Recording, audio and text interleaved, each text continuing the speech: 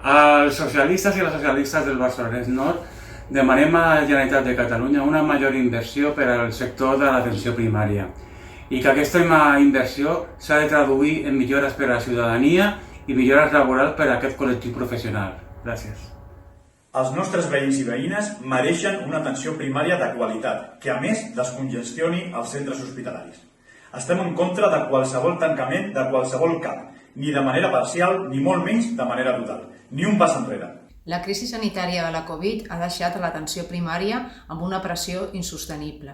Si volem garantir una bona atenció als ciutadans i les ciutadanes i al mateix temps donar el millor suport als i les professionals, hem de reforçar tant els recursos materials com humans. Aquesta crisi ha demostrat que el sistema sanitari que teníem és dèbil, degut als anys de retallades. La societat, els ciutadans i ciutadanes, no ens podem permetre que vagin tancant centres de salut i, per tant, el que cal és un reforçament del sistema sanitari. El personal administratiu del CAP també és un servei fonamental per a una millor atenció als nostres veïns i veïnes. Volem que s'ampliï la contractació d'aquest personal.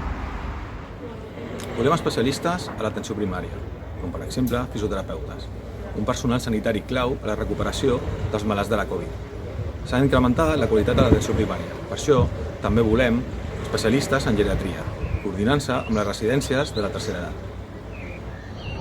Aquestes iniciatives i moltes altres han estat aprovades pel Parlament de Catalunya a proposta del grup socialista, però no han estat dutes a terme pel govern de Junts per Catalunya i Esquerra Republicana. Catalunya necessita un canvi, que posi la salut, l'educació i la protecció social en el centre de les polítiques. Per lluitar contra la Covid-19 necessitem d'una atenció primària forta.